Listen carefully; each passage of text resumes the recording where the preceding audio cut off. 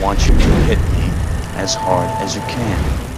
I'm Dylan Bowden for the JoBlo Network, and this is From Page to Screen. For this installment, we'll be looking back at Marvel Studios' take on their Star-Spangled Hero, 2011's Captain America, the First Avenger.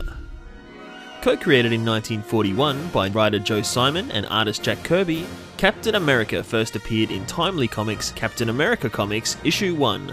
Volunteering for a secret experiment headed by scientist Dr. Joseph Reinstein, frail art student Steve Rogers was injected with a top-secret experimental serum that increased his muscle mass and enhanced his body to peak human condition. Immediately after the experiment was a success, an undercover Nazi agent sprang forth, killing Dr. Reinstein. Steve Rogers thwarted the agent but destroyed the research. Unable to replicate the serum, Steve Rogers is the only super soldier of his kind, taking on the mantle of Captain America. By his second appearance, his look was changed to incorporate his iconic round shield. With America not officially entering the war until 1941, the character initially only went up against enemies stateside, varying from spies and conspirators to alien invasions, until eventually taking the stories overseas. The very first screen adaptation of the character was a 15-chapter serial released in 1944 titled Captain America. It starred Dick Basile as both Captain America and his alter ego, with his name and costume really being the only things that resembled the comics. After the war ended, interest in the character began to wane, and even though there were attempts to keep him relevant fighting communist Russia, the series was cancelled in 1954 with issue 78. After successes with new characters like Iron Man, Hulk and Thor, Marvel decided to thaw the character out in 1964 in The Avengers issue 4. Here it's revealed that Captain America and his sidekick Bucky were attempting to stop an explosive-filled plane from launching. Leaping on top of it together, Cap lost his grip and plummeted below into the Arctic waters, while Bucky bravely sacrificed his life to stop it from reaching its target. Becoming frozen in a state of suspended animation, Cap lay frozen for decades, until Namor the Submariner discovers him in a fit of rage, dislodging the ice and leaving him to be discovered by the Avengers. Awakening in the modern day, he resumes the moniker of Captain America and leads the newly assembled team of Earth's mightiest superheroes. Another adaptation of the character would appear in 2 TV movies. In 1979, that saw Steve Rogers as an ex-Marine making a living as an artist. Critically injured in an accident, he's administered an experimental super steroid and becomes Captain America.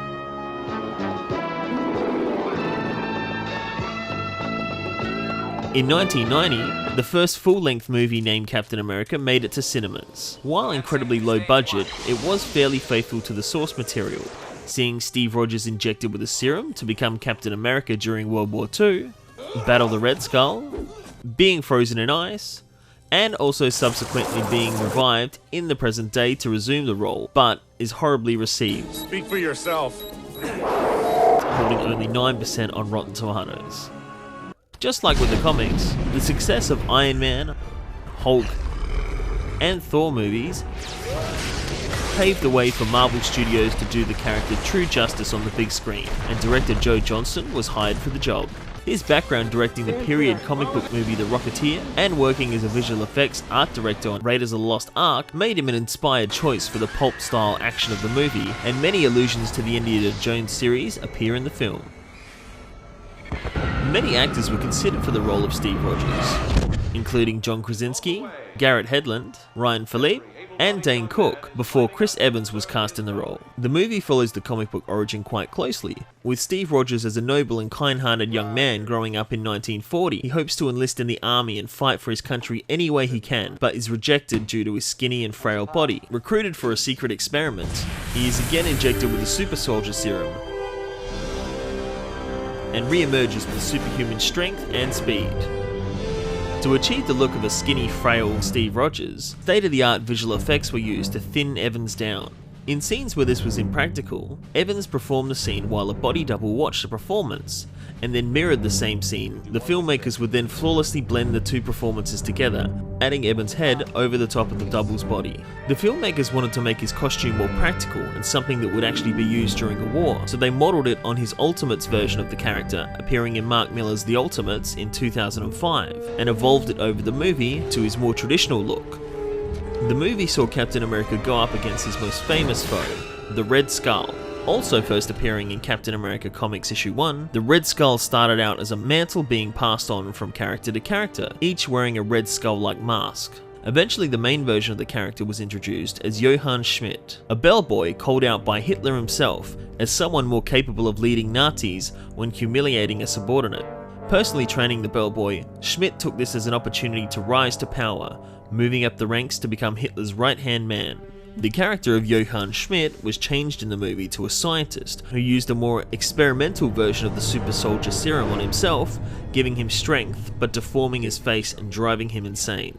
Australian actor Hugo Weaving was cast in the role and underwent 5 hours of makeup to achieve the look, which was then digitally altered to remove the tip of his nose and further thin out his cheeks to appear more skull-like. Weaving found the process uncomfortable and has expressed no interest in returning to the role for future cinematic universe installments, even though he is still contracted. In the movie, Schmidt is assisted by inventor Arnim Zola. In the comics, Zola was originally a Nazi biochemist, experimenting with genetic engineering during World War II, who transferred his consciousness into a robotic body that displayed a digital image of his face in a round screen directly in the middle of his chest. When the character first appears on screen, he is seen through a giant circular magnifying glass, alluding to this, and later in the movie, blueprints can be seen for designs for a similar robot body.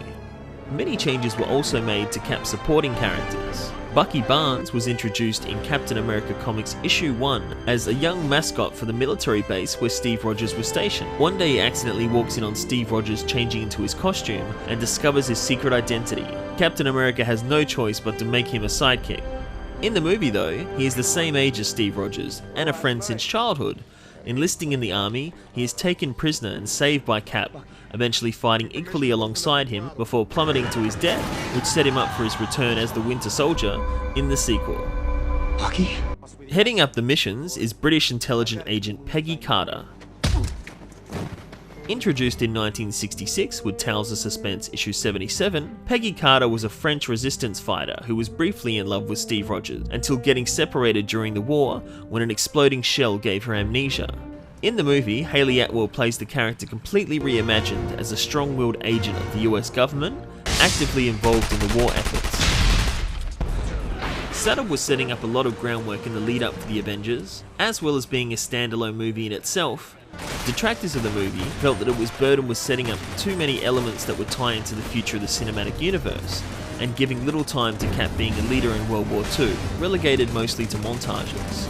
Therefore, the movie has many Easter eggs and references to both the future of the Marvel Cinematic Universe, as well as the comics scattered throughout. The suit Steve Rogers wears for the propaganda tour is almost an exact copy of the original costume, down to the wingtips on the ears, and even the ankle boots.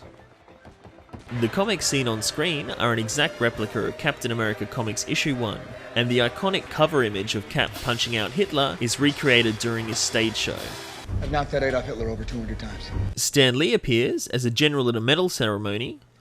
I thought he'd be taller. Even though he didn't create the character, he did start writing from issue 3 and introduced the idea of the shield being used as an offensive weapon he would throw.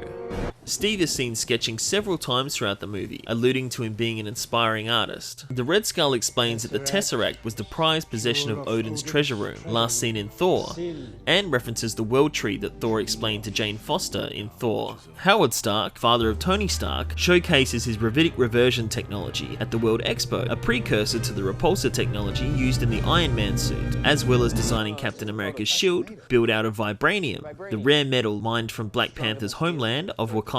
At the same expo, the original Human Torch is showcased in a display cabinet. This is also a reference to Chris Evans playing a different version of the Human Torch character in 20th Century Fox's Fantastic Four movies. Oh, that is cool.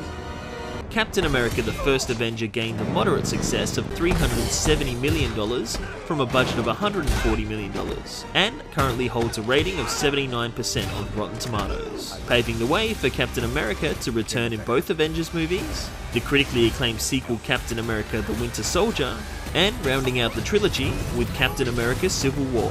Though significant changes were made to fit the cinematic universe, the spirit still stayed true to the character, who continues to be an inspirational icon not only for a single nation, but to the world at large too. Was there anything we missed, or any characters you'd like to learn more about? Leave your comments below. This has been Dylan Bowden for JoBlo.com, and we'll see you next time.